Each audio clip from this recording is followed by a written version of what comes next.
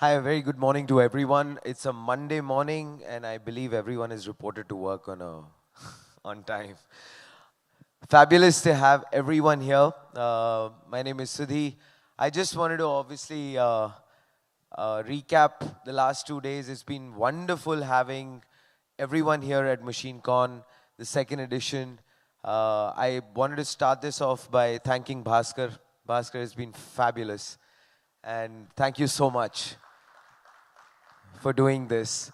Uh, I have genuinely felt very happy, very warm. I've gotten to know everyone here at MachineCon who came in, and it's beautiful. I believe the journey ahead is just going to be fabulous. We've had some fascinating sessions. We've had a lot of people come in, share their minds, their insights, their thoughts. We've had humor, we've had fun. We've also had some great food and the fact that I went for a swim in the morning today. So that completes everything. All right. So just want to say that we are on time. Sakshi, we are good, right? Thank you. All right. So kicking off and bringing MachineCon to a fabulous, momentous end is a great session. That is what we have. We have Mr. Avinash Samrit, who is going to be kicking things off on this wonderful Monday morning in Goa. He is the country head, India and President, Global Capability at Clean Harbors. So he will be having a powerhouse of a session for everyone here. And of course, then post that, we have a panel. And I just hope that everyone enjoys themselves on the final day. And when I say final, I of course mean that this is just the beginning. And there are going to be so many more wonderful occasions that we all get together, have conversations, because I personally feel that is always the way we move forward. So again, I just want to say it's been great having everyone here. Please put your hands together for yourselves. And I hope everyone has a safe, wonderful flight back and a great journey ahead. Ladies and gentlemen, put your hands together for Avinash Samrit.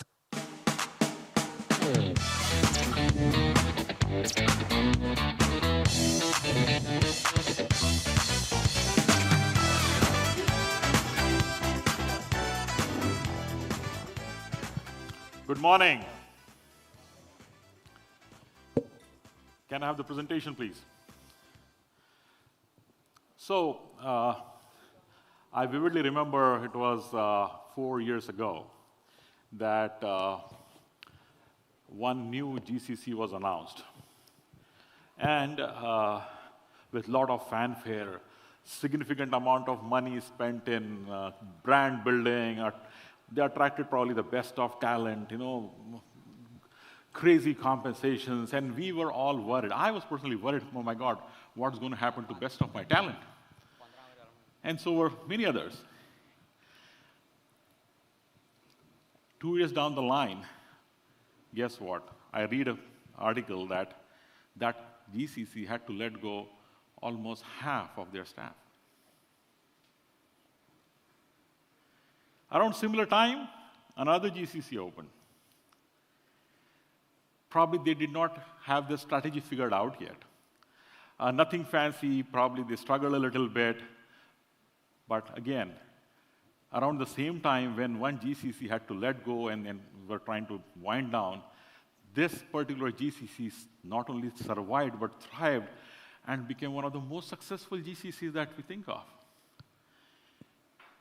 I'm sure you can resonate with this. This is not something which I'm telling new to you. Ladies and gentlemen, my name is Avinash Samrit. I have been fortunate to build 4 GCCs. And what I have for today is, as Jim Collins in his book, Good to Great says, he did not really do much, but just collected information from his peers from different companies and put that together. This is what I have. These are my observations, my learnings, a lot of it from interacting, from my personal experience, and also from my interactions with leaders like you sitting in here. So whatever you see here if you say, yeah, maybe I'm the one who said this to Avinash, yeah, probably you're right, okay? So I do not take ownership that, I do not claim that this is all original, but this is actually a distilled version of what I have observed as traits of a high-performing GCC. And just to set some context, what we really talk about is, we talk about this whole transformation of GCCs, how GCCs have gone from cost center to value center. I think that's a very pertinent conversation, but something which is very, very important. But I think what we have to also look at is that what are the key success drivers? How are you measuring success? And success beyond scale. I remember, and I've been party to this crime, I used to proudly say, oh, I have X thousand people in my team. Is that the true measure of success? Or is it that what role my GCC plays as a strategic partner? So with this context, I thought I'll talk about what I call the 10 ingredients of high-performing GCCs. And it all starts with, and I can debate it anytime. The first and foremost for me is executive sponsorship. No matter how good a leader you are, what great team you have, what capability you are able to bring in, if we do not have support from the top, from the C-suite, it's going to be struggle. Not that you won't be able to deliver, but to really be that high-value GCC that we all talk about, it's going to be extremely challenging, because that's when you align with the leadership. That's when you get an opportunity to create credibility. We talk about innovation, but hey, if there is no support, what innovation are you talking about? You can do a lot of experiments, but no one is going to allow you to actually put that idea to work. And when all this happens, unless all this happens, can you create any strategic impact? And if you are not able to create strategic impact, probably you are not that high-performing GCCs. To me, my first observation is executive sponsorship any day, anytime. If you don't have that, it's going to be a struggle. My second learning is around leadership. Sometimes, as leaders like you and me sitting in this room, I know we have done this for many years, so we don't have to brag about anything, but sometimes I think we don't give ourselves enough credit for the value that us, the GCC leadership, brings to the table. Because all we are looking for is pragmatic, assertive, visionary leaders, all great words, but actually putting that into action is something so very challenging. And then is the typical story about balancing global and local. And we deal with that every single day. What the corporate headquarters says, team doesn't understand. Team is not able to communicate what they want. So where do you bring that alignment?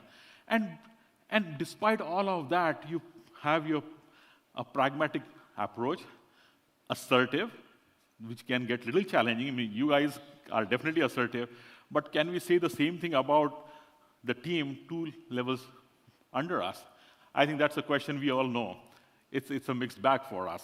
And that's when, okay, you have a visionary leader who is fostering, great culture, agility, but the role of leader, the GCC leader, to me, is the second most important element in success of any GCC. And that's when the next item comes, is what is your strategic focus? Are you looking at headcount, or are you looking at outcomes? And I think it's high time that GCCs look beyond headcount. We know of what we call nano GCCs, 15, 20 people, but they're still having significant impact.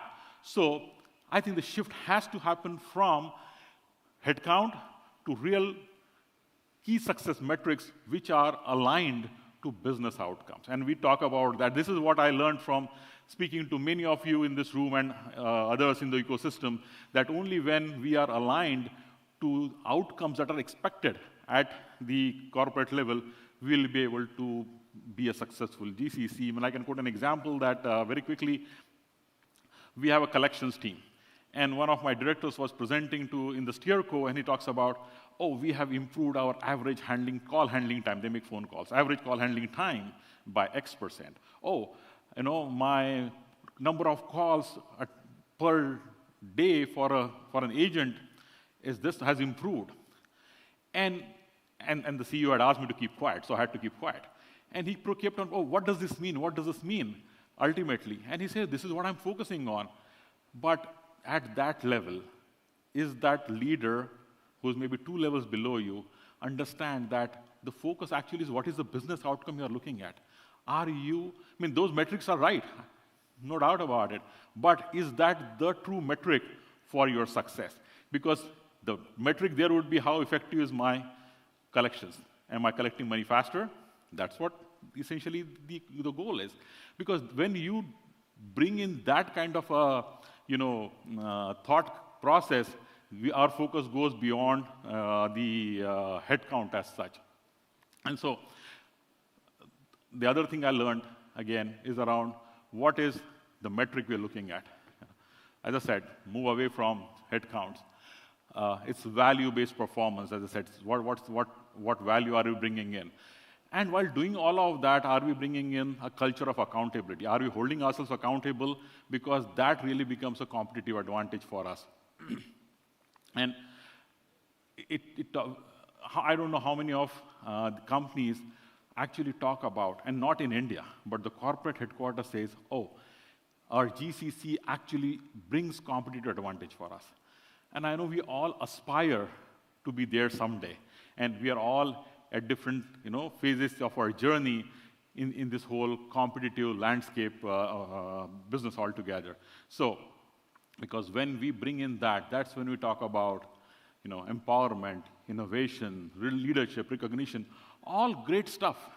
However, it's easier said than done, because important element is, do we have that culture? Typically, we struggle with, there's a corporate culture and there's a GCC culture, right? And is that aligned? And are we able to connect those dots, yet still need to localize, customize few of those things for India? We all know that. Everything that works in the United States from a cultural standpoint may not work here. We know it all. But those are the challenges. That's what I hear from leaders all the time, that my corporate headquarters says, we are going to do exactly everything, including employee engagement activities, in a certain manner, because that's what we do in the corporate. And then people like you and me struggle that I cannot replicate that as is. So how do we build those advantages? How do we build that bridge that we are still aligned to the overall framework, yet we are able to execute in a manner that it is effective and delivers outcome? And so that's the other thing I keep hearing from leaders all along, that how do you manage this culture thing? As I initially said, the global versus local balance. I think that's the critical element that we all have to deal with. And to me, that is another very important observation that I have after talking to leaders like you and leaders in the ecosystem every single time. And I don't think, we may say we have figured it out, but I don't think we'll ever be fully there yet. It's something which we'll continue to work on. It's an ongoing thing, but something definitely worth pursuing, because that culture itself could be our competitive advantage. That's my next observation in talking to leaders. One of the other elements is also part of culture is, the voice, ownership, accountability. We culturally, and I come from a middle-class background, studied in a tier 2 college, and did whatever I did, and I'm here. And a lot of us have similar stories. So the moment there is someone from the Western world in particular in front of us, the assertiveness level goes down. You guys agree? So how do you then, not yourself, the fact that you are sitting in this room, you have already crossed that barrier. But the challenge I hear from leaders is that how do you bring it to the next level and the next level, that they feel empowered? It's one thing that you empower the group, but do they feel empowered? Do they feel that they can speak up? Do they really have an open mindset, and they can not just having the mindset, but the confidence that they can talk about what they think, They can talk about, bold ideas. They can talk about, hey, I don't think this is how it works, or maybe there's a different way of doing it. How are we going to push that forward? And that ownership mindset, and that will come, of course, with organization support. We can be people who provide support. But then I'm very, very optimistic. And I say this to my team all the time. And I tell them, guys, when I was in college, out of my own, interest or need or whatever you want to call it, I started working when I was doing my engineering. And my first salary was 800 rupees a month. That's where I started. And from there, if I can come to wherever I am, you guys have all the resources in place. So it's definitely doable. And I think we as leaders have that responsibility of really making it happen. But I'm very, very confident that as this GCC model continues to mature, we will be able to deliver more and more. In fact, in one of the conferences, I had something interesting, and I did bounce that idea off with my manager, the CEO of the company, that should we even call ourselves GCC? Because when we talk about a system where we are totally integrated, can we talk about us as just another office? And that's what I talk about. Are we willing to make those bold recommendations, not just what we call ourselves, but really challenge how things are done? Not how things are done within the GCC, but how business processes are being handled. Because in my personal experience in 4 GCCs, without exception, all the 4 GCCs that I worked for, I've had people who are playing the same role for 15, 20 years. And now we are kind of replacing those roles with people who have 15 months of experience at times, or maybe 3, 4 years of experience. But then getting them to understand the business, get the context, and then even if they understand, can they stand up and talk to someone with gray hair to say, I think there's a better way of doing it? I think that's where our challenge lies. So are we able to foster those who are able to foster that bold thinking, really redefining what's possible, and that all will happen when you build trust and relevance. So I think that's the next responsibility, next success factor for us as GCC leaders, that can I stick my neck out and say, I'll do something different. It's not easy. I'm sure you all have been through that. I have had, and I can publicly talk about it, I started a center in Pune as a second center. We had challenges, and my CEO said, Avinash, mistakes happen. Figure out how do you outplace those 20 people, close it down. I stuck my neck out. Alan, we'll make it happen, give me 3 months.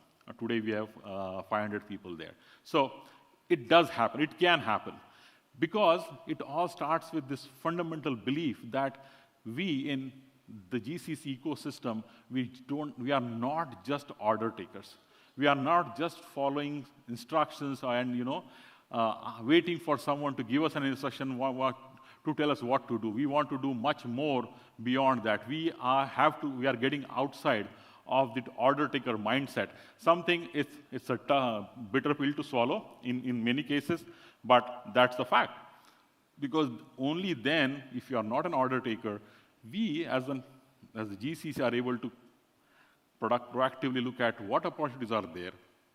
How can I look at things which are seemingly impossible, at least difficult, and then move forward with those ideas. So that's the other thing which I learned from many of you people here and others from the ecosystem, that wherever we are able to break that particular barrier of a team which is not an order taker, but really an equal partner in having those conversations, I think that is where the GCCs do much better. But all this is possible only and only if we are able to build that trust and transparency. That's the other thing which I hear, which is, are you openly talk about your failures? Are you openly talk about challenges?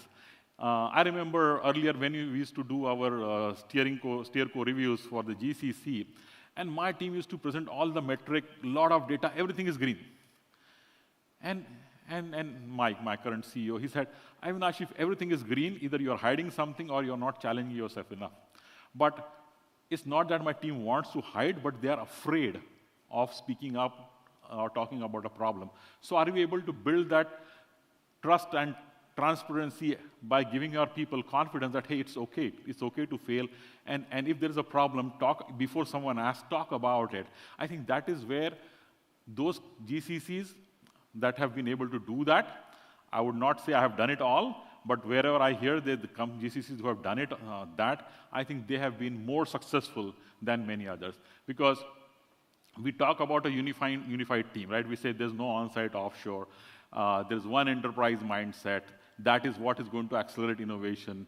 That's when you become a true strategic enabler. All that will happen only when you do the previous step of building a culture of trust and transparency. Now, having said that, this is what I have. There is no secret sauce. Although my title says there's no secret sauce. It's just timeless, proven wisdom. I would like to hear from you now. Thank you.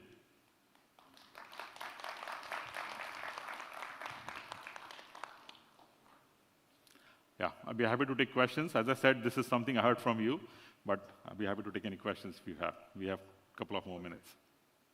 We have time for 1 or 2 questions. Anybody? Yeah, great. Oh, nice. You want to go ahead? Okay. Thank you. See, one question which I always contemplate is a bit of an identity crisis, right? Yes. One side, it's easy to say we are a division and we want to protect that, grow that, and also make a difference. On the other side, on the other extreme, we are also just another employee in the company, all of us, right? Yep. While we feel we are GCC, whatever, but the company doesn't feel it that way. So do you suggest to promote this GCC culture or just make them feel that you are just one among them? That way there's less conflict of interest. If you can hold the mic closer. Yeah. So sometimes what happens is I see, there's an unnecessary competition as well between the GCC and the global teams. Is that even required? Should we just not ignore this GCC and be part of the company? Because I do represent an HQ, and we do have a GCC here. I feel probably we are overemphasizing on this GCC than just be part of the bigger organizations. So what's your view on that? Sure. So I don't disagree with you. So as I said, should we even have this term GCC? And as this GCC model truly matures, at least the GCCs mature, we may call ourselves just an extension of whatever. We may have business units across different locations in the world. This is one business unit that delivers something. So I think, yes, it starts with, but again, most of us, they start with some basic transactional work, and then there are some who take that bold step of, I'm not going to do anything low end. I'm going to directly jump onto high value work. And that's a great strategy if that works well in your ecosystem. But I agree that there's no reason why we should overplay this GCC thing as such. But to your point on competition, I always believe, and my personal experience has been, that collaboration brings more value than competition. Are we really not competing with each other, but taking that initiative to create that awareness? Hey, we are working towards that one common goal, and your leadership is measuring this as a group, irrespective of each part of the world you are sitting in. You are getting measured basis the outcomes. If you are able to drive that, then we will go away from this competition of on-site versus offshore to collaboration in a manner that we are truly working towards business outcomes that the corporate is looking for. Hope that answers the question. Thank you so much. Thank you. Avinash. It's been brilliant having you on stage. A big round of applause for Thank you so much. that particular session. And I hope you have a safe journey back. All right, ladies and gentlemen, after that very enthralling session, we have a panel which is the final one for MachineCon 2025.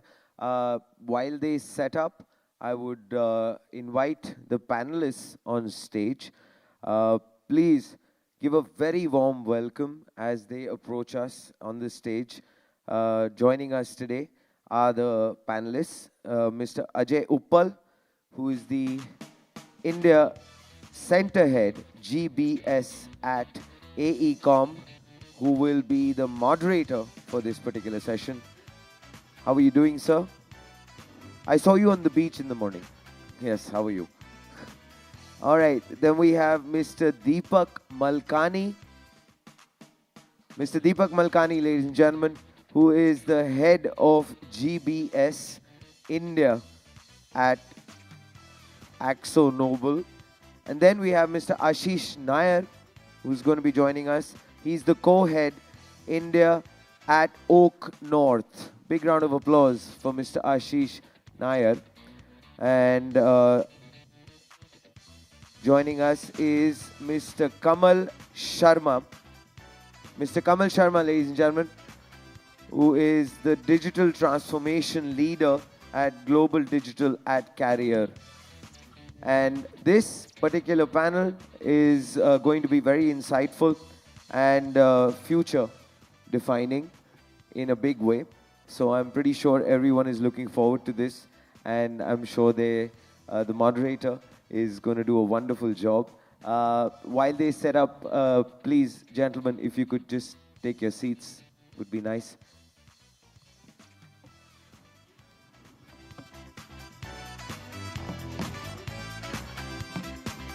Also, I just wanted to let everyone know that the photographs that were taken last evening and in the last 2 days, they are available at the main hall. So please, you can collect those wonderful memories that we've had at MachineCon 2025. Also, I was told somebody has left their jacket outside. So just wanted to inform that if you're missing that, it is lying outside. If you're not, then I can take it home.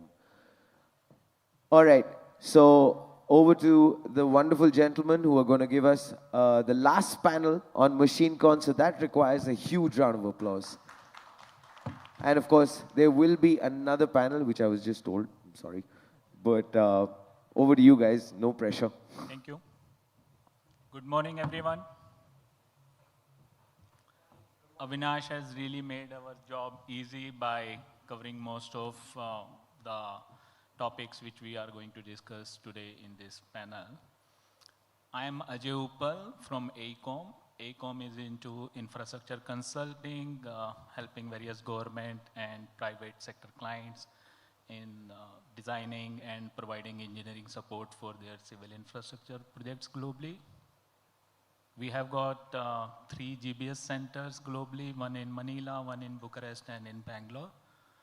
I play dual role. I head service management globally for all these centers and also head India center. In India, we have a strength of 300 employees currently, primarily focusing on HR, finance, and IT functions from GPS. So today, we are going to discuss GCC satellites to co-leaders by 2030, and we have got distinguished panel. Originally, GCCs were initiated as cost centers and cost arbitrage centers, but over the long period of time, we have transformed from cost centers to delivering values for the organization, where we have started owning platform, products, and also enabling strategic decision-making for global companies. However, all these GCCs in India are aspiring to take that co-leadership space and be a co-leader for these global enterprises, whereby they can add values beyond cost.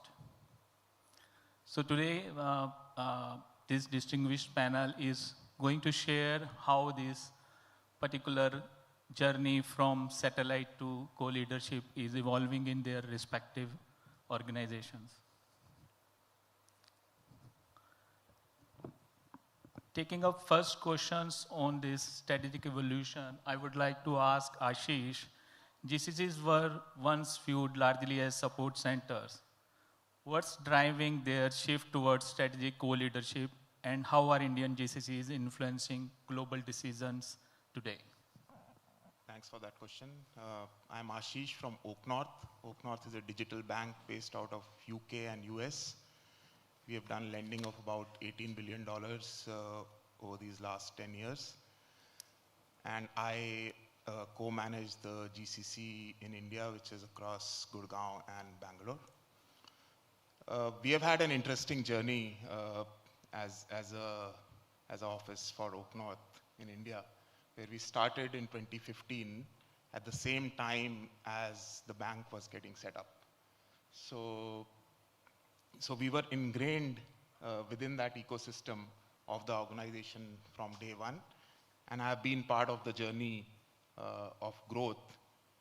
And with that, how we approached it was, one is not having any separate KPIs for India or calling it a captive or a GCC or a GBS. We were all having the same KPIs. OKRs is how we do it for everyone within the team. What that did was that everyone was aligned towards the end goals of the organization and was contributing towards achieving those goals, keeping customers in mind. So with that, we have been able to do multiple innovations from India, from this setup.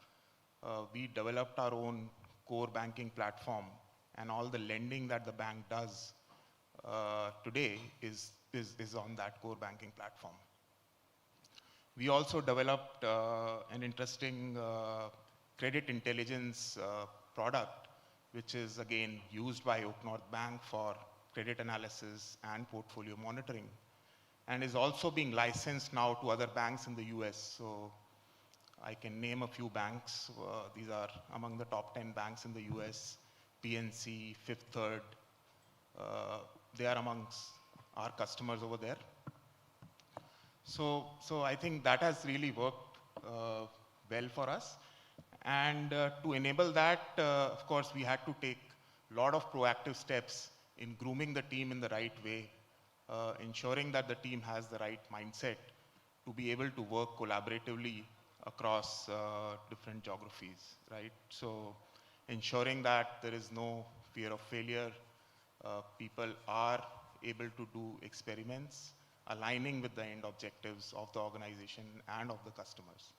That has led to us achieving these objectives pretty well, where teams are not owning tasks, they are owning outcomes, and some of them are even defining what outcomes does the organization need to evolve going forward. Very well covered that from meeting SLA metrics of KPI, we are now focused on delivering objective and key results for the organization, which are in the minds of customers. So I will move to Deepak now. Deepak, to realize this 2030 co-leadership vision of delivering customers objective and key results, what should enterprise level capabilities we need to build in GCCs in India? Thank you, Ajay. Hi everyone, this is Deepak Malkani. I represent AkzoNobel. We are one of the largest paints and coatings company in the world, owning brands like Dulux, Interpon, Sikkens, etc. So coming to your question, I think if GCCs have to realize this vision of co-leadership by 2030, I think they would be needing three big capabilities. First, I think we need to become AI-first organization. Not just piloting AI, but also industrializing AI into our process, products, and decision-making. That also means strong data foundation, responsible AI practices, and teams that can actually convert business problems into AI solutions. AI, as we all know, is the new engine behind the productivity, customer experience, and for that matter, even revenue growth. Second is gonna be deep product and platform mindset. I think GCCs will also need to move from project execution to truly owning the global platforms end to end. This means the design, the architecture, the user experience, the security, adoption, everything. And then with that, GCC also needs to start, thinking from the perspective of roadmaps and outcomes rather than worrying about the delivery timelines. And finally, I would say about enterprise level risk management and cybersecurity capabilities. If GCCs want to own the P&L impacting functions, it must also own the risk. Whether it is cyber, whether it is compliance, resilience, data privacy, everything should become part of our leadership responsibility and not just the transactional responsibility. And then around these three pillars, we also need to build a multi-disciplinary teams of engineers, architects, designers working together. And this squad can basically help the GCC transition from enabling value creation to actually creating value for the business. And once that happens, I think the co-leadership in 2030 won't just be an aspiration, but a natural next step.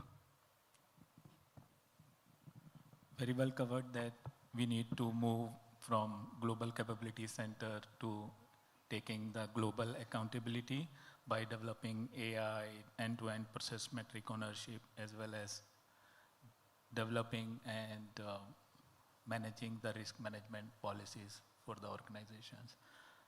I'll move to Kamal. So for taking this global accountability, what do you think are the changes required in leadership structure and governance model which empowers GCC to own this global accountability? Hello everyone, this is Kamal Sharma. I am part of Career Corporation. Currently I am leading India, Mexico and China technology centers. Very interesting question, and I think somehow I feel that this question is very close to what we are trying to do in Career. So Career, the Global Hubs journey we started about 6 years back, and I believe just calling out global leadership is not enough. There has to be a systematic and sustainable change in leadership architecture which should be brought in if you want to be competitive and at a global scale. Example in Career, what we did was when we were looking at the overall global leadership, so we decided that the people who report to CDO, including me, those three roles we will move to 3 different continents. That's one. Plus all the executives will have the global leaders sitting in these hubs. Example, CISO in our organization has got the half leadership sitting in India and half in United States. Accordingly, the teams are also co-located. Then we moved into having the unified goals, unified and co-developed strategy for each function. And then all the reviews are done in partnership with the teams across the globe. So we are removing those barriers where we start calling the joint programs wherever and whichever geography we are running. Given that our organization is pretty large and complex, the teams are bound to be spread across in different geographies, and with recent acquisition of Wisman, we also have Poland and Germany entering into the foray. So our hubs are going to get expanded there as well. I think from governance perspective, the way we look at it, one thing is bringing the change in the system. So when you are defining your leadership architecture, I think the executives on the board, they have to make sure that they are making this cultural and ways of working shift through a proper change management. Because we do define everything, but we don't make them aware that why we are doing it, what is the purpose, and what we are going to create out of it. I think those attributes will help to bring the entire trajectory into the modern or the next generation GCCs. So basically, what I heard that this leadership and governance model requires systematic and sustainable change coming in leadership, where some of the global roles are moving and are shared by our GCC centers across the globe. Moving back to Ashish, I would like to ask, are today's talent models educate for co-leadership future? If not, what must evolve? Well, that's an interesting question because without talent, you can't achieve any of these objectives, right? So the answer is yes and no. So there is work happening, lot of work happening in collaboration with various stakeholders, right? Academia, government, companies, all coming together and trying to define what sort of talent is needed. Corporates working with educational institutes, programs of the government on skill development, AI, and so on and so forth. But I believe more needs to be done, and the focus should be on developing the talent instead of hiring, right? The focus at times is that, okay, my headquarter is saying that I need to set up this team. I go in the market and just acquire the talent at whatever costs. That doesn't work in the long term and is not sustainable. So I think there are two parts to it. One is more work needs to happen in collaboration with various educational institutes so that the talent has the right mindset to take ownership, to work in a global setup, and to drive that innovation. And then companies need to have that ecosystem within the organization where talent is developed. There are right opportunities that are being given to the talent. There is right exposure that is given to the talent by doing one thing that we do in Oak North is have a rotational program where somebody from our office is always working out of other countries, and somebody from our offices in UK and US is also here with us working with the teams. That just creates a very different culture, and you are able to understand each other in much better way and bridge that cultural gap. Then it's about giving the right tools and techniques and technology to the teams for them to drive innovation. We have a partnership with OpenAI where everyone has access to enterprise grade AI tools, and is almost everyone in the organization is now using those tools to their in their day-to-day work, and are also able to innovate and create agents that are leading to very positive impact for our customers and for our internal teams. So those are the things I would say that we should focus on. One is external, how do we develop with the educational institutes the right curriculum, the right grooming for the employees who join from those campuses, and focusing internally on organizations and creating that ecosystem within the company to develop the talent. So upskilling the global leadership skills by developing some leadership training programs internally, as well as tying up with the academia for those institutes is maybe required for GCCs to upskill themselves. More of that is required. Yeah. Yeah. So Deepak, I would like to ask, what are the key enablers for GCCs to embed themselves into global strategy and co-create value with HQ beyond cost? Yeah, good question, Ajay. And I think in terms of creating value with the HQ, I think in my mind there are three very important enablers. First one would be about early involvement. We need to get involved with HQ at the time when the strategy is being framed, not when it is the time to execute that strategy. Many a times we keep hearing that HQ doesn't want to, involve GCCs into framing that strategy, but my personal experience has been very different. And I can share a very small story or an example. Our global CFO was visiting our Pune center, and we had organized a talent lunch with about 20 team leads with him. Towards the end of that lunch session, he asked all of them if he could be of any help to them. And one team lead who was managing the Salesforce incentive, we call it SFI, process, he stood up and said, can we please get a seat on the steering committee which designs the incentive plans? CFO was extremely happy to hear that comment.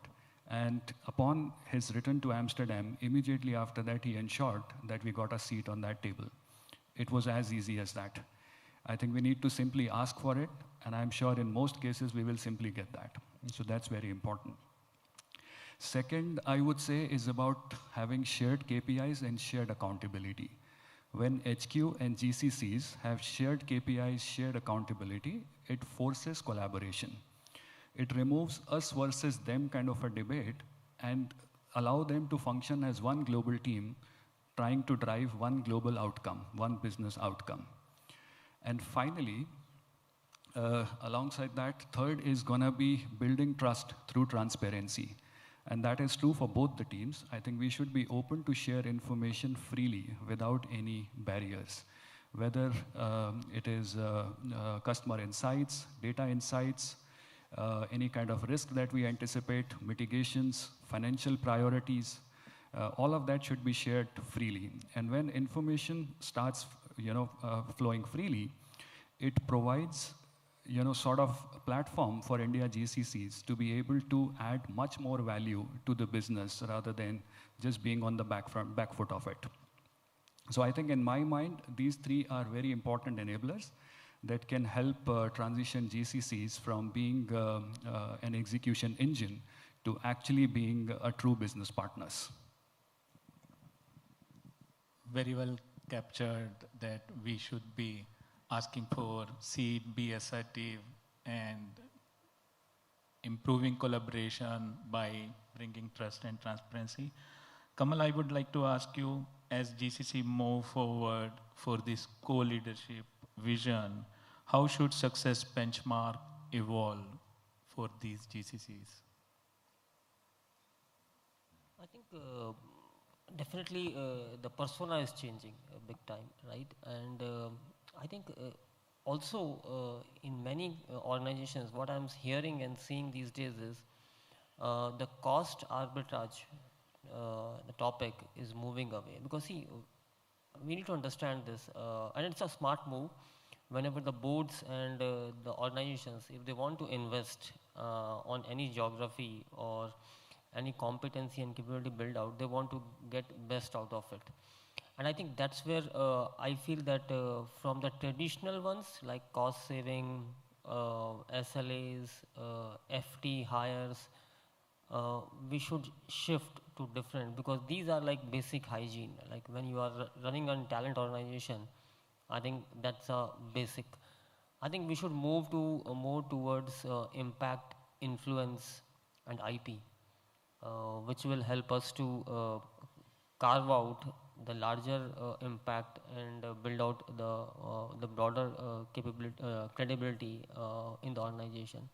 I also believe that with the surge in deep tech, the way we are using specifically the AI and the data products, it is also taking us to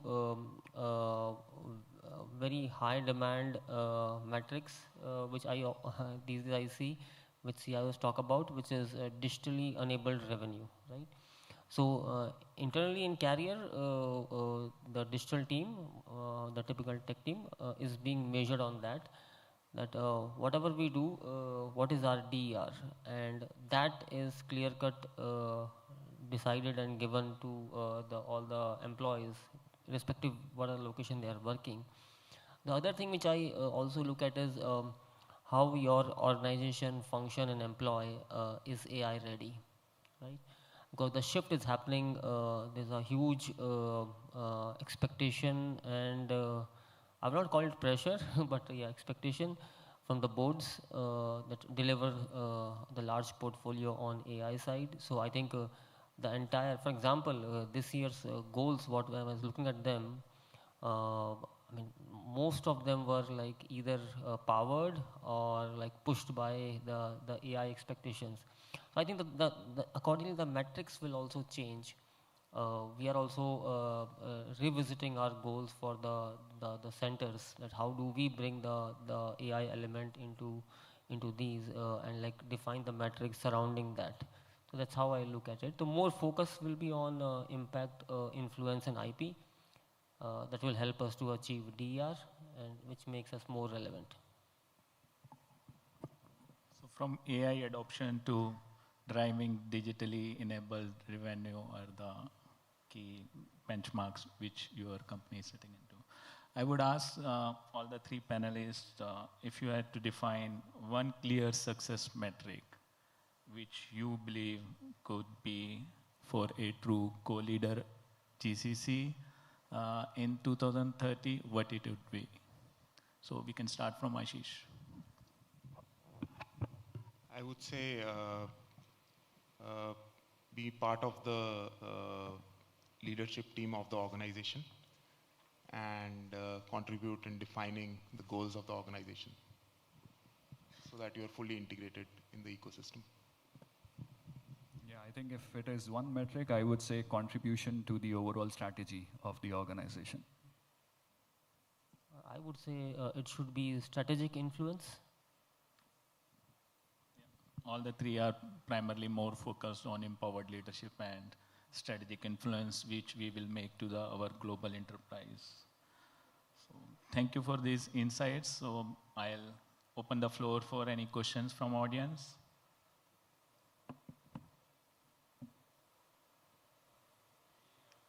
Anyone? I think we were quite clear. Yeah. I think Avinash's session also helped them in maybe bridging the gap if anything would have been there. So it is clear now GCCs are no more being looked at as cost arbitrage centers or delivery centers, and we are all aspiring to play a co-leadership role in overall global enterprise. So that would be possible for any GCC if they have stronger talent, empowered leadership, and delivering value to the enterprise by collaborating, by bringing this transparency and trust, which is the core, I think, requirement from the global enterprises. And all these India GCCs are ready for taking those core leadership steps. And if you ask me, world is increasingly ready for India. So over this next few years, we'll see which GCCs are able to make that co-leadership space in their global footprint. And I'm excited to see this happening over the next few years. Thank you all.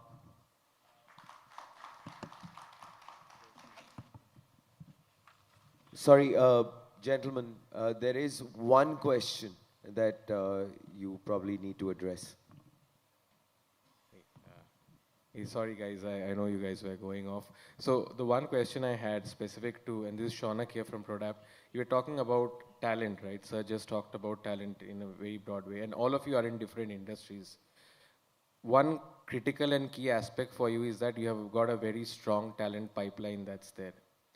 And since that remains a major feature for you, are you tying up with different institutions that are there and crafting certain courses or helping them craft certain courses so that you have that steady pipeline of talent ready for you, right? Because someone is in financial services, Career is in its own industry that's there, consumer durables.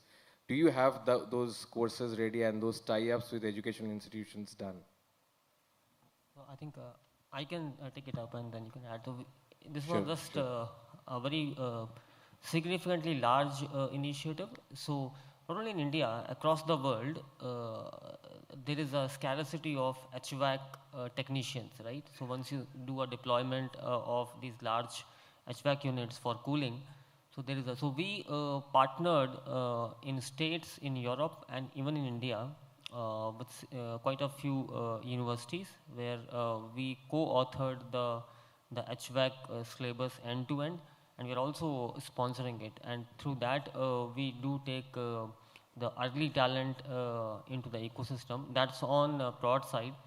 But when it comes to technology and other areas, we have several leadership programs like DTLP, Spark, through which we intake the fresher talent and we make sure that if whatever they have covered, great. If anything, we feel that there's an opportunity, we put them into a 6 months rigorous learning and upskilling journey. We do in collaboration with university and our partners who help us to run it in a very structured fashion. So from academia perspective, definitely, given our industry, we are working very, very closely with them. And I would also add the same thing. I think we also have structured program. We call them process trainee program and management trainee program, wherein we take fresh graduates from some of these colleges in and around Pune, and basically have a very structured program through which we groom them for a period of about 1 year and then do the cross-functional deployment. But to your question, are we really actively working with the universities to curate a program specifically for our need? Probably not at that stage, but sometime in future, we'll definitely look forward to do that as well. Thank you so much, gentlemen. It's been a true honor having you address these thoughts, and I'm sure your question was answered, sir. Again, a big round of applause for the panelists. I would request you gentlemen to please have a group photo right here. If you could just... wonderful.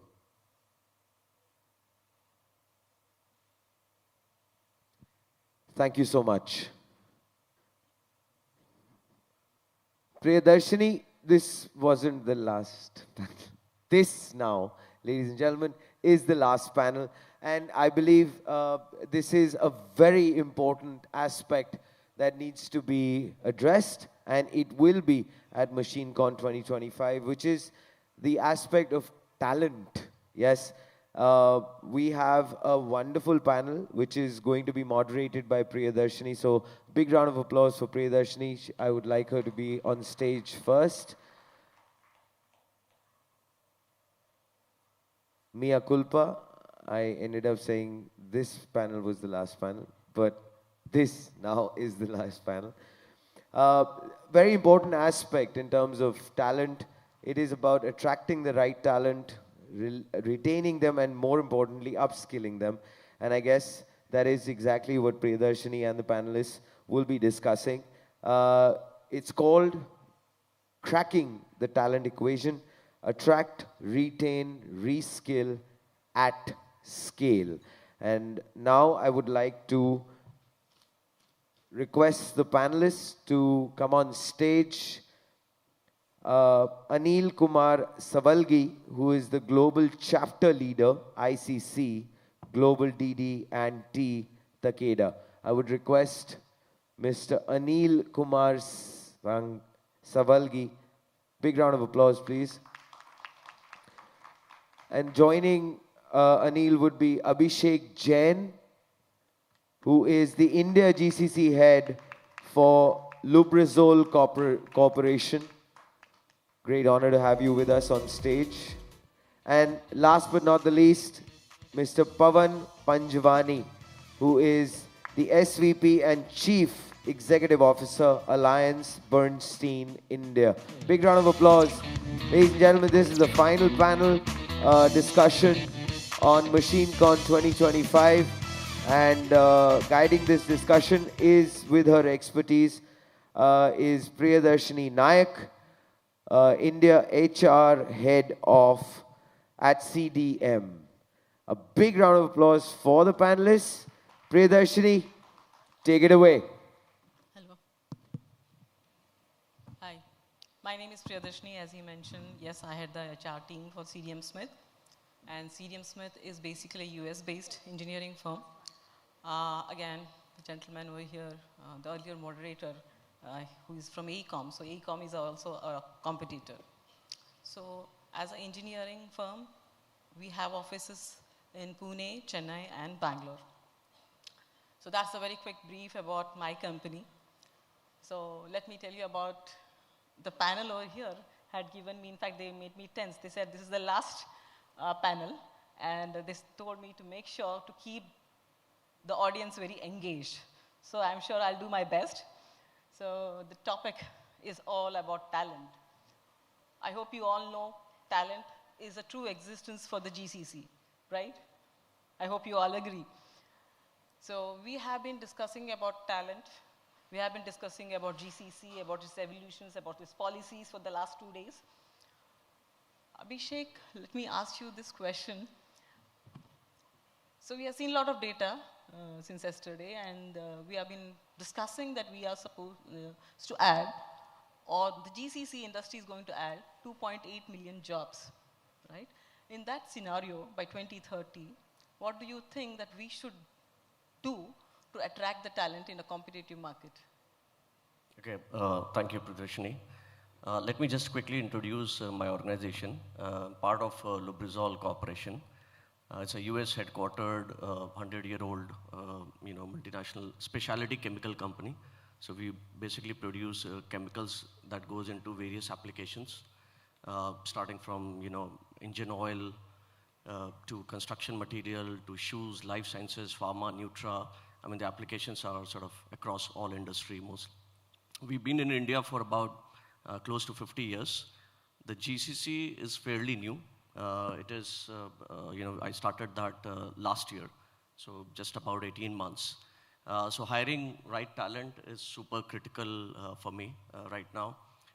It's probably the most time I spent in the last 18 months.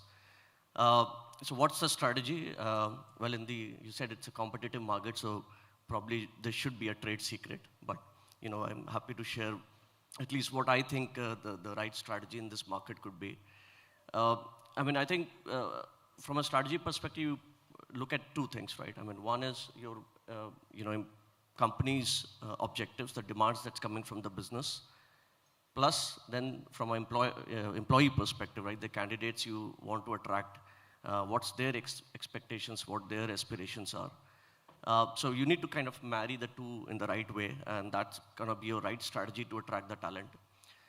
I think, for us, we are a B2B company, so, it becomes very difficult to actually, be recognized in the market because it's not a well-known brand like, Nikes or HSBCs of the world.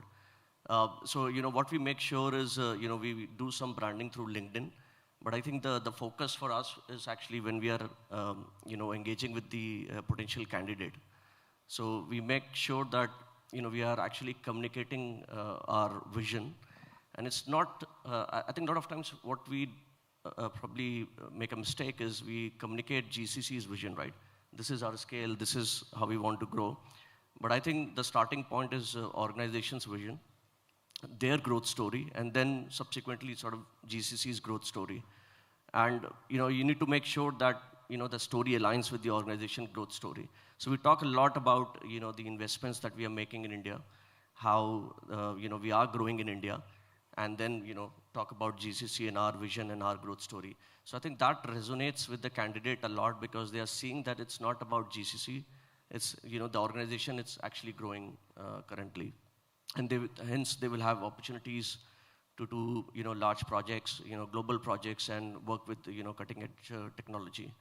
I think that kind of is very valued. Two, I think these days more than ever, I would say, values is becoming more and more important, right? So that's something we also focus on, making sure we are actually communicating out to the talent. Especially, we do tactical things like, we actually have a separate conversation during the interview stage where we just talk about values. After the technical rounds and the candidates kind of move forward, we just focus on talking about values. So one, it makes sure that, they are actually, the fitment is there in terms of our organization culture. But I think the employee also sees how much, focus we have on the values, right? So they get that. Three, I think, now all the talent sort of they want to work with, in the new age technology. So you have to communicate the story, even if they are actually sort of joining in a very transactional role, let's say. But you need to communicate the story in terms of, how you're seeing the landscape for GCC, how they're gonna add value to the enterprise through maybe, maturing into a, COE kind of model, whether you're setting up an AI COE, automation COE, or BPM COE. So that I think, is definitely important to communicate. We also do a lot of tactical things. Right? I always think that while you can put a strategy together, but the devil's in detail, and the tactical things are very important. To just give an example, we actually call all the potential candidates who have accepted our offer, so they're due to join but have not joined yet. We get them for a breakfast meeting. So once a month, and I join that meeting. I have breakfast with them. I talk to them about the organization, vision, values, and all of that. GCC's growth story. Give them an office tour so they get an sort of touch and feel of the culture and what kind of organization we are building here. So that I think is critically important as well. And then lastly, I would just say that attracting the right talent. Lateral talent is not the only avenue for that. I think a lot of fellow panelists actually talked about that, is that, you need to look at other avenues. One is sort of growing your internal talent, making sure that mobility is there. Plus looking at, university partnership tie-ups, getting an internship program. We already started that in our first year of operations. We started getting interns and, getting GTs as well, graduate trainees. So that's another avenue that we need to track. So basically, one, don't restrict yourself with one particular strategy. I think you can't have a broad brush approach. And two, just make sure that you are actually communicating a lot more than the basics about compensation, benefits, but it needs to be a holistic message out to the candidate. Thanks, Abhishek. Abhishek, you mentioned about universities, internship program. By any chance, you also got a mandate to have an apprentice program in GCCs, because that's what we have been seeing, right? When I got, so to say, a letter from the apprentice program, they said you are supposed to implement this apprenticeship program. And I replied, no, we are not a manufacturing. They said, no, it's not limited to manufacturing. Apprentice program is something even GCCs are supposed to implement. I don't know how many of you have got that kind of communications, but yeah, do you have an apprentice program starting, or did you get any mandate as such?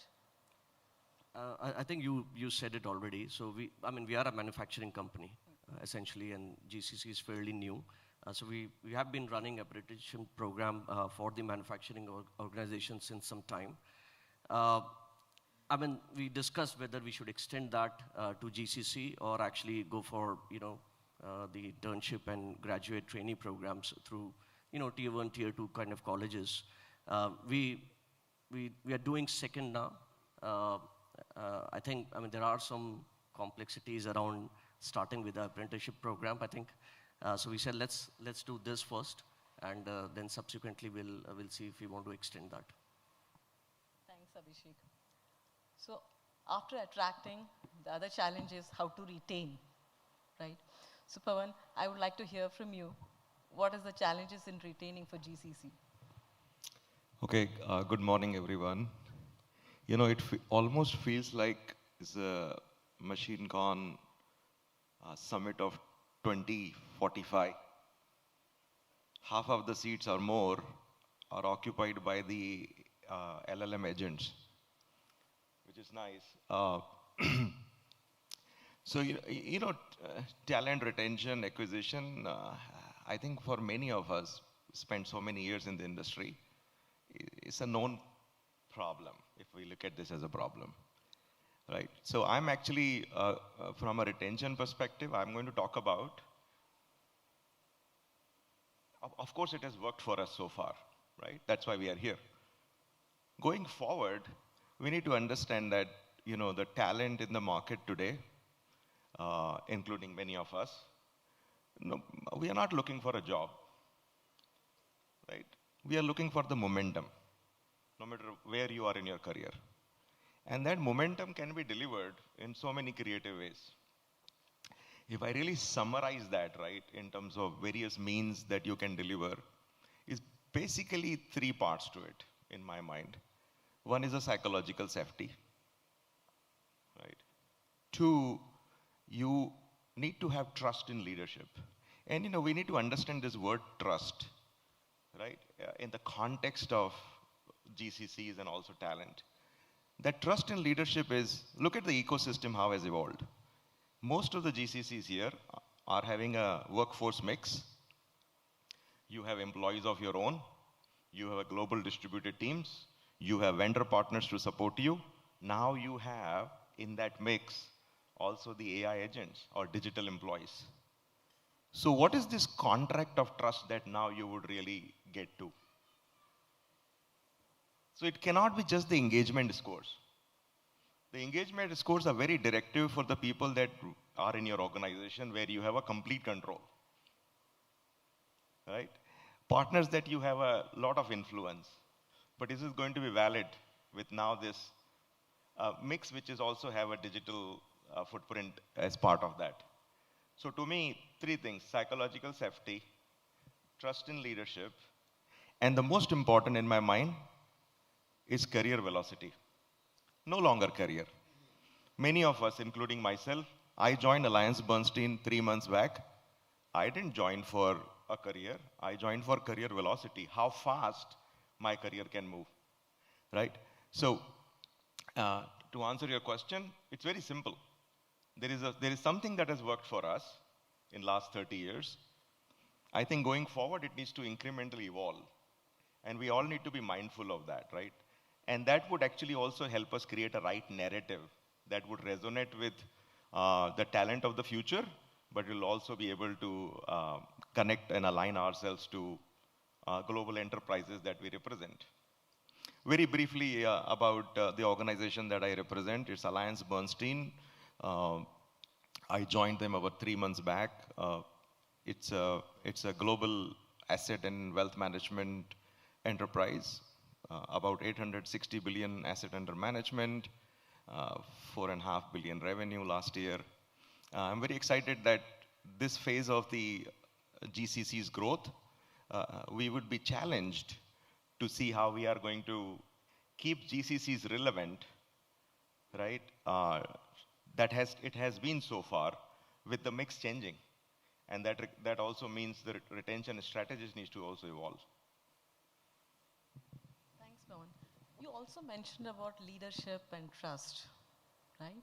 So where do we ensure that the leadership or trust among employees, how do we ensure, yes, we can trust the leadership and we can raise our concerns, because that also leads to your retention strategy, right? If I have to raise the grievances, I need to trust, I need to believe in the leadership. So how do we do that?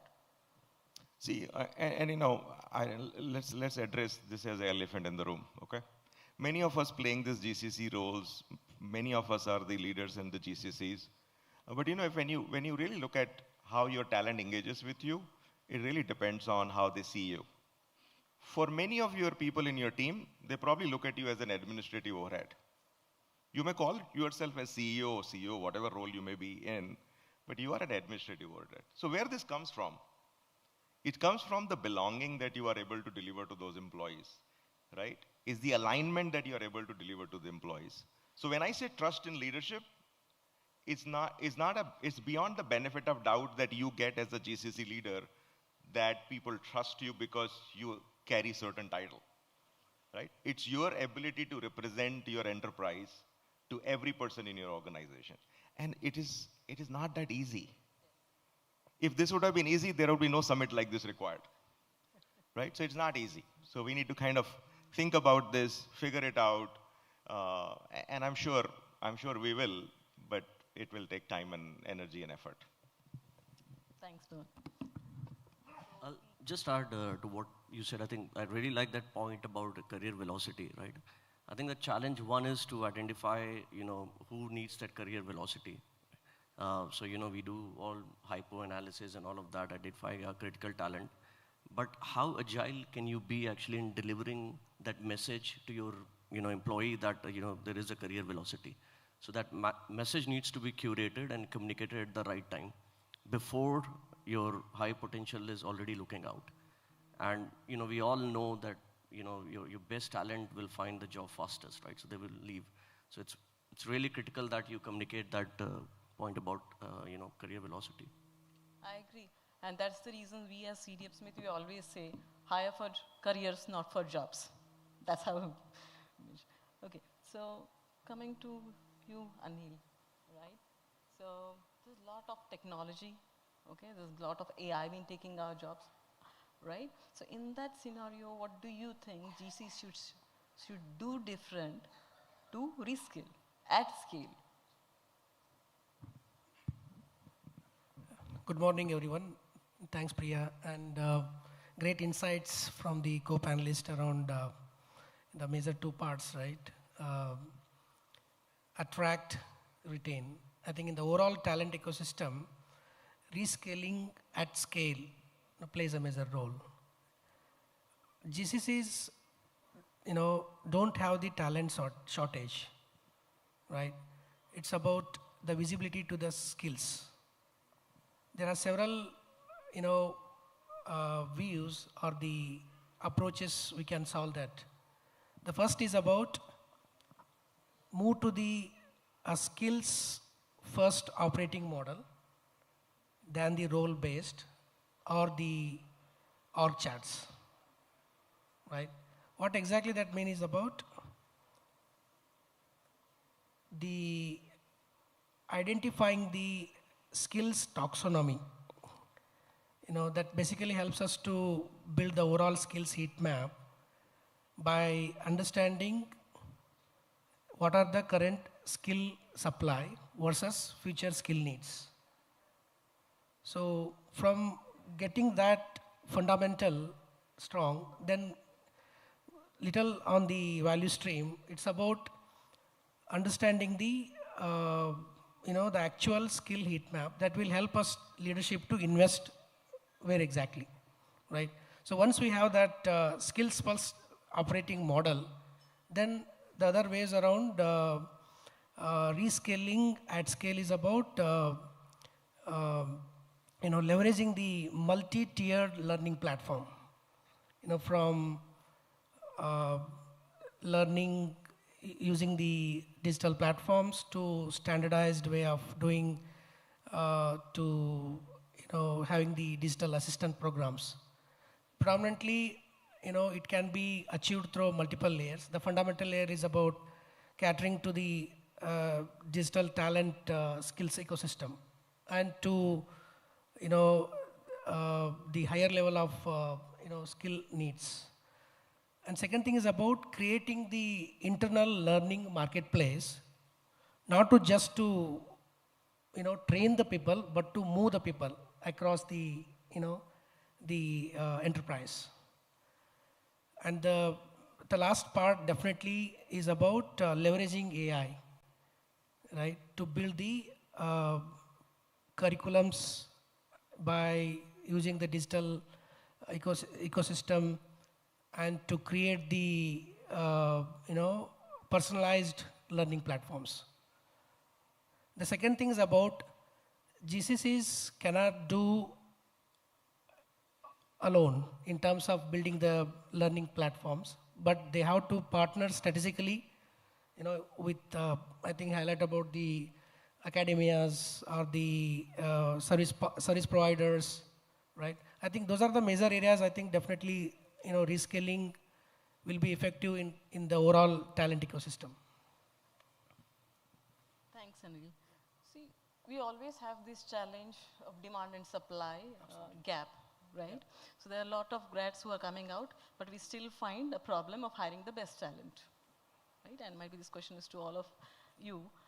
What we should do differently apart from, having this good relation with universities or training the professor? What else we need to do different so that the challenge of 2030, what else we should do? What do you think?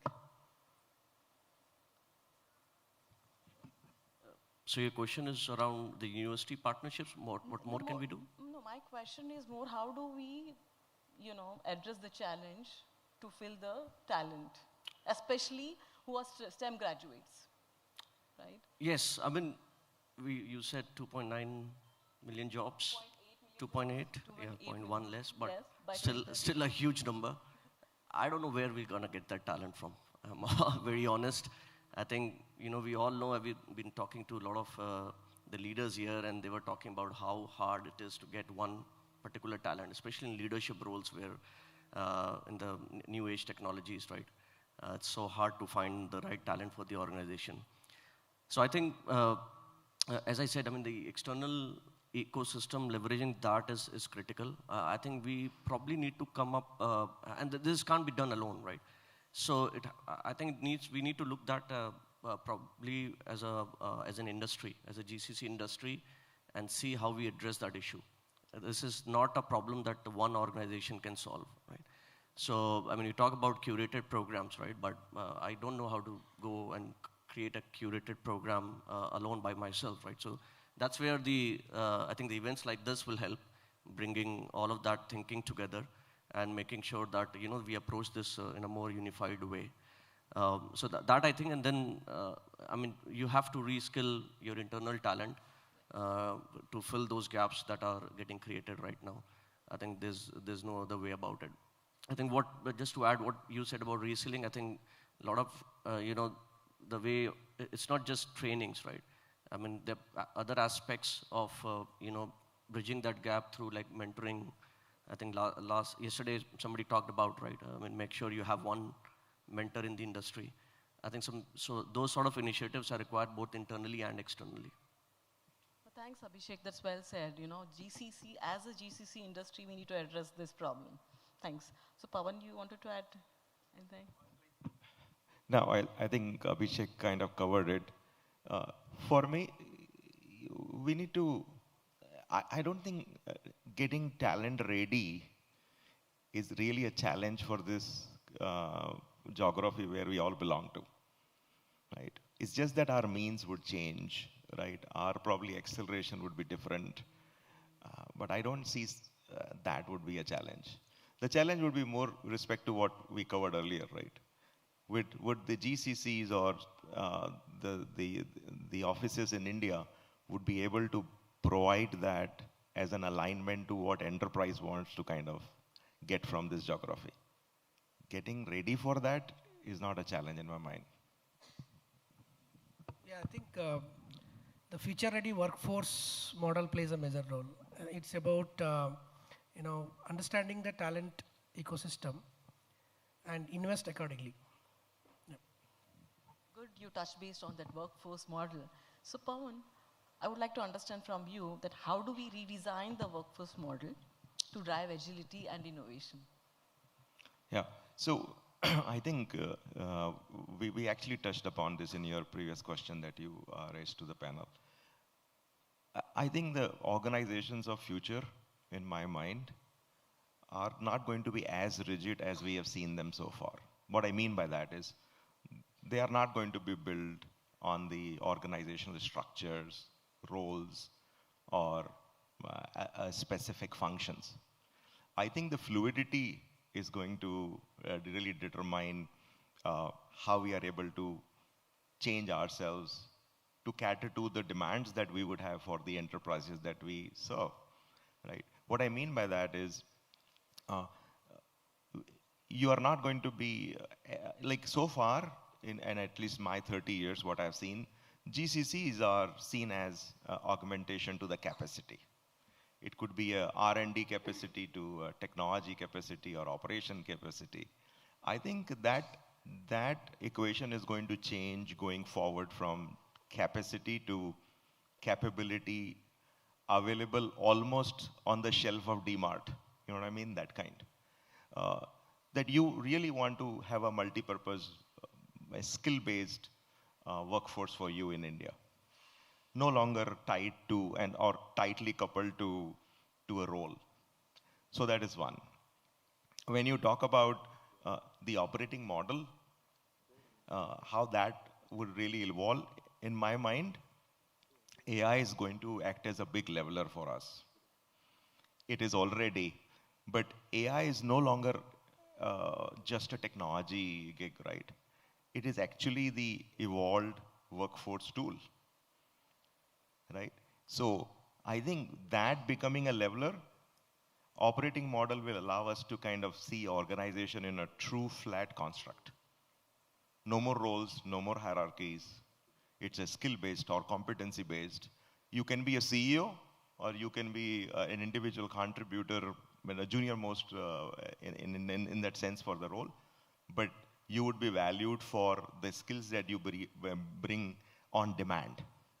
So skills on demand is going to be the key component of the operating model going forward. Thanks, Vern. So before we open up for the Q&A session, I'd like to listen from the audience what your organization or what is your thought, which we need to do different as a GCC to attract, retain, and rescale. Anybody? Because this is a very important topic which we are discussing. If anybody would like to take that lead, would like to share anything? Or else we'll open up for the Q&A session. I think everybody is worried about their bus. No, from here. One in the front. Hello. Hi. Thanks, everyone. I think my question is around the new implementation of labor codes, and that's going to make temporary hiring something legal within India, which until now was not legal. How do you see that change impacting the overall talent landscape?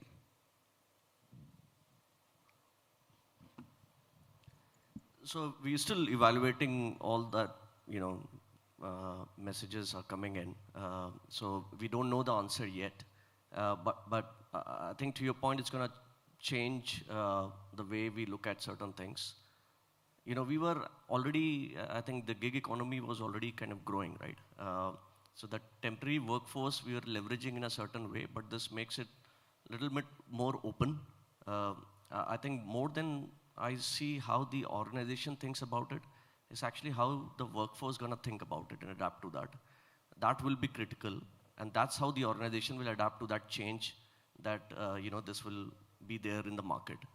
So that's something we still need to look out for, how the workforce is going to adapt to that, especially post-COVID, right? I mean, we all have seen, and especially with Gen Zs coming in, I think the way they think about, their careers and jobs is very different to sort of, our era, if I can call that. So, we need to see how they change and maybe adapt our strategy accordingly.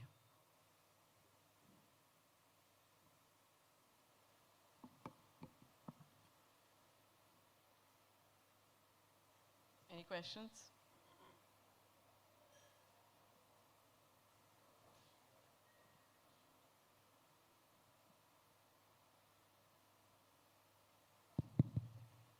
Yeah, good morning, good afternoon. Energy levels are low, but one of the most important sessions nevertheless. Question is on employer branding. And Pawan, you can take a lead here. You move from JP to your current org, where attracting talent will be a challenge because as a brand, it won't be a very well-known brand in India. I struggle with that myself as a CIO for an organization. You have some experience on employer branding and how to pick some of the A players from the market. Using certain strategies, campus strategies, beyond monies, how to sell the brand in India when it's not known in the markets in India? Yeah, I think, my easy answer would be that, the brand of AB today in the market is no different than JP's brand in 2006 when they joined JP. So I think it's, to me, this is a question not only in terms of a brand, right? It's your ability to offer what would really work. And as a joke, we always say that you can hire a talent in India because everybody either has 2 home loans or 2 kids. So that is one. So that establishes your brand very easily if you are able to kind of take care of that. But going forward, I think I alluded to that. The reason and not only me, right? There are many peers of mine in the industry who kind of build the large, big setups in India. Now kind of going to from a workforce footprint standpoint, from a very big footprint to a small or manageable footprint. I think the reason for us to kind of do this is really answer that question of career velocity, right? Delivering a technology, delivering to a role in a particular function in India, proven, right? But how many people from India that I have seen who would find their own narrative from India that enterprise would take and then broadcast that in their quarterly earnings? Not many.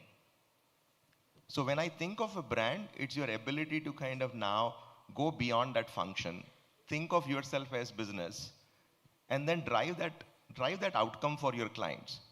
In that process, hopefully, because it's not a huge, from a headcount standpoint, it's not going to be as big.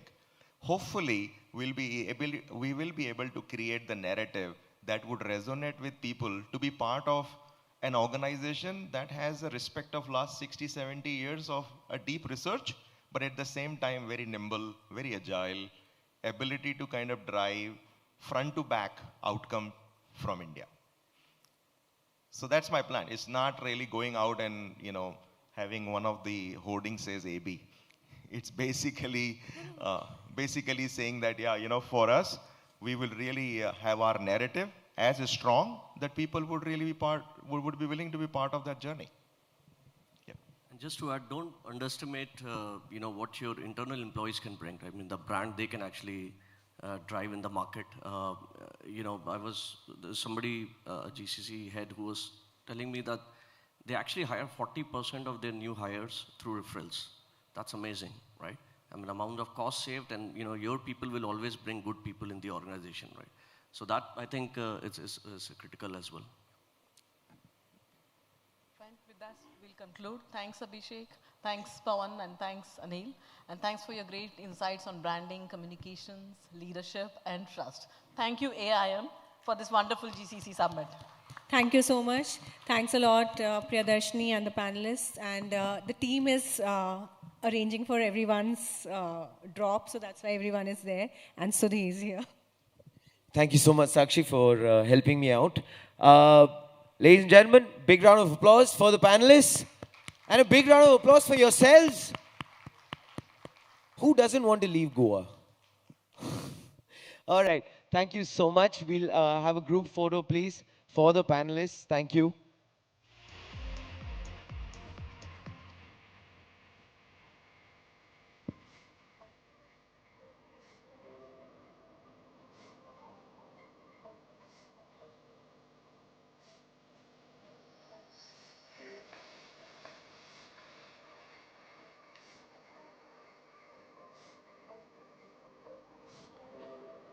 All right, I'm pretty sure everyone is all set, all packed to go back to their wonderful routines. But I genuinely wanted to take this moment to say that all of you being here was a true blessing, a great pleasure. And your presence here has definitely started off a wonderful journey. And I really wanted to thank everyone at MachineCon 2025. And I want to start off with the sponsors who have given their amazing support for this event to be so memorable and brilliant. And ecosystem partner, the Government of Karnataka, the Department of Electronics, IT and BT. The gold sponsors, Action Labs, Intel plus Lenovo, Omnicon Global Solutions. The silver partners, New Relic, Data Logics India, Sanas AI. The exhibit sponsors, BDB.ai, NetScribes, New Tuple, Quest Corp Limited, Wipro. The GCC enabler has been KMC Solutions. Thank you for providing those. And the fact that the destination partner is Gift City, panel sponsor, Prodapt, experience partners, Digital Nirvana, Infocepts, Data and AI, and Carlay Infra. Of course, I have a very humble request for everyone who's here. Please spread the word. We have a huge load of photographs that we would be obviously sharing with all of you. I'm sure everyone has taken their individual photographs. We would really genuinely request for you to get the word out on social media about MachineCon 2025. It would really help to spread the buzz, and if you could do it from your individual accounts, from your company accounts, it would be something that we would be very grateful for. And of course, whoever has missed out on their frames, they are available at the main hall. And the fact that this has been one of the most momentous occasions that I have hosted in a while. This was the second edition of MachineCon 2025. And if you're bored of listening to me now, you guys can go ahead and fly back safely. Thank you so much.